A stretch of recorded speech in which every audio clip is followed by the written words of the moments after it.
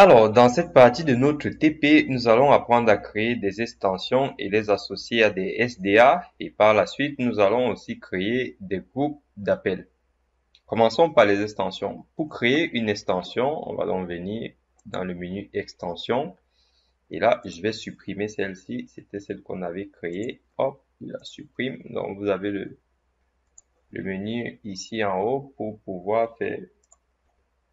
Alors, est-ce qu'il a supprimé le pattern peut être supprimé si je choisis d'autres extensions? OK. Donc, ça, c'est celui que j'ai créé par défaut. Donc, il ne veut pas que je le supprime. Bon, on va le laisser. Alors, ce qu'il faut faire pour créer une extension, c'est tout simplement venir ici et ajouter. Alors, avant tout, qu'est-ce qu'on a dit pour notre nommage des extensions?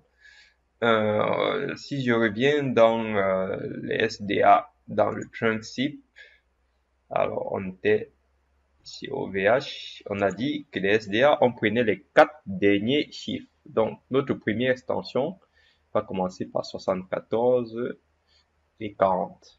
Donc, je reviens dans l'extension. Là, je fais ajouter, je vais l'appeler 74, 40. OK. Alors, ce qu'on va faire, on va essayer d'imaginer une entreprise qui a un standard. Et on va dire que ce numéro-là, c'est le numéro du standard. Donc, on ne va pas lui donner un prénom, on va lui dire c'est le standard. Alors, l'adresse email, on va mettre une adresse email valide.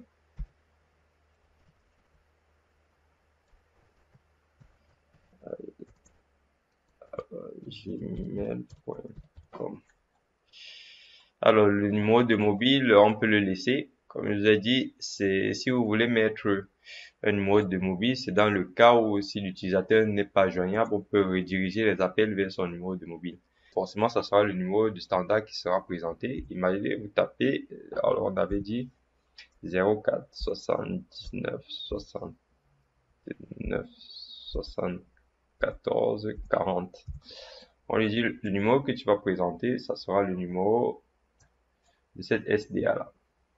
OK. Ensuite, identification web, ça on verra plus tard. Je vous la laisse. Et ici, activer l'extension, c'est pareil avec le mot de passe, vous laissez par défaut. Sélection, ça vous laissez par défaut. Ensuite, il faut bien que ça va dépendre aussi des entreprises, mais si vous voulez que cette extension ait un numéro de répondeur, par défaut, il est déjà créé. Donc, ça, le numéro du répondeur, c'est lui-même. Alors, le répondeur, il a bien un numéro de ping pour s'authentifier. Et là, on laisse toutes ces options par défaut pour l'instant. Alors, règles de transfert. Dans les règles de transfert, qu'est-ce qu'on dit? On dit au niveau du statut, si la personne est disponible, qu'est-ce qui va se passer? Pour rappel, il y a alors c'est un truc très important, on va le voir. Alors, pour rappel, 3CX vous fournit un soft phone qui vous permet de passer des appels depuis votre PC. Donc, aujourd'hui, nous sommes sur de la téléphonie sur IP. Donc, généralement, le matériel qui sera fourni, les téléphones IP qui sont fournis ont énormément de fonctionnalités, parmi lesquelles vous pouvez voir la présence ou non d'un utilisateur. Donc, je vais vous ouvrir le petit softphone pour voir, parce que moi, je l'ai installé. Alors, il est là.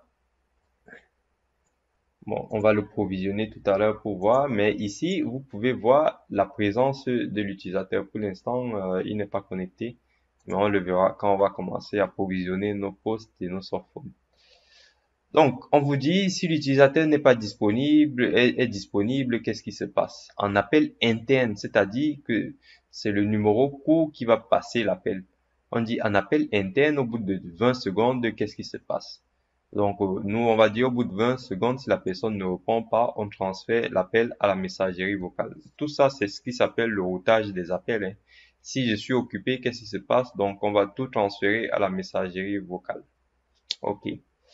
Au niveau de la téléconfiguration du téléphone, ça, c'est dans la partie provisioning et puis tout ce qui sera BLF on le verra. Donc, on va dire OK. On laisse d'abord pour l'instant. Deuxième extension, je fais la même chose. On va dire 74, 41. Je vais l'appeler Toto. Et là, je vais l'appeler test 1. Je vais lui donner cette adresse.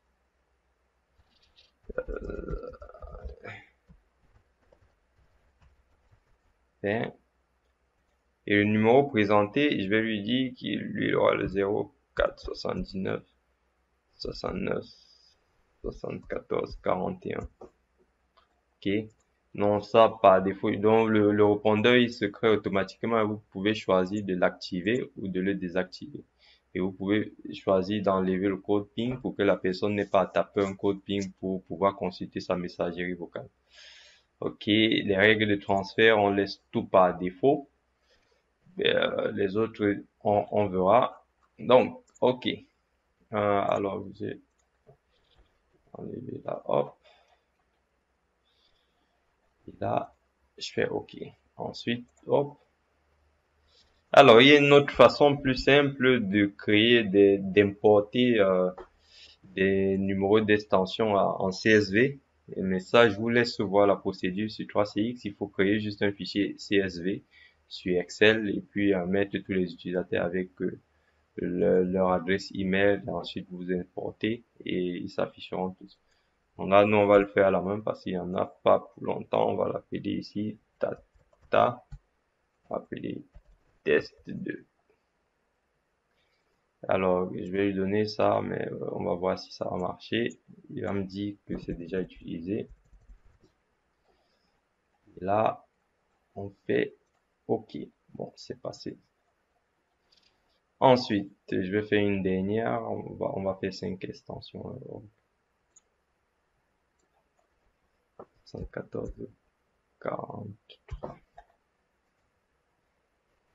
Tu test 3.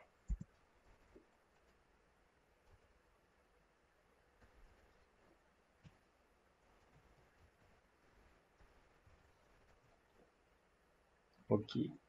Hop. Et le dernier.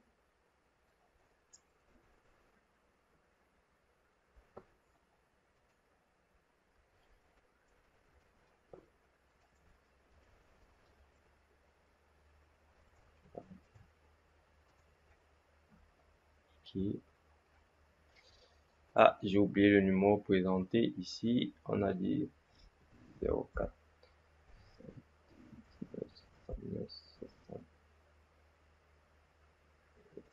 74 45. Hop, là.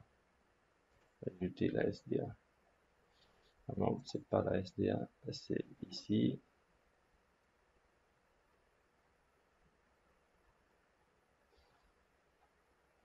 Hop.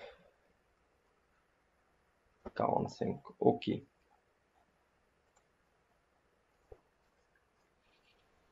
Alors, ici, on va dire, qu'est-ce qu'on n'a pas modifié? Ici,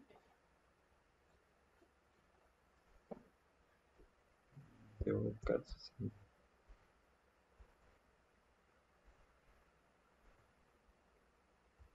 43. OK. Donc, alors, ici, qu'est-ce qui nous manque? Ouais, on n'a pas de numéro ici. 42, on va dire 42. Là, hop. 04 79 69 74 42 et valide. Et la dernière 42 et ici 43 là. Ah, je m'étais trompé. Hop. OK.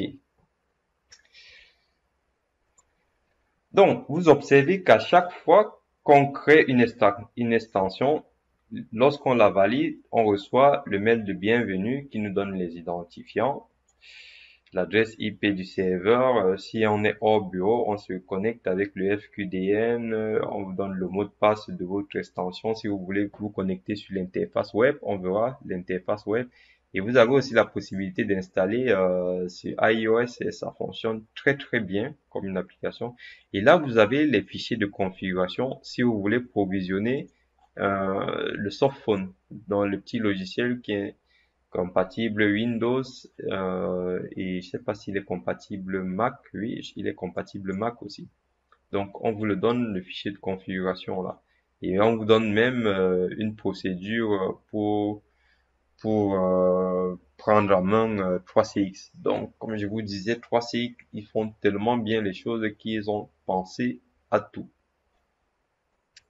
Alors maintenant nous allons voir comment créer des groupes d'appel.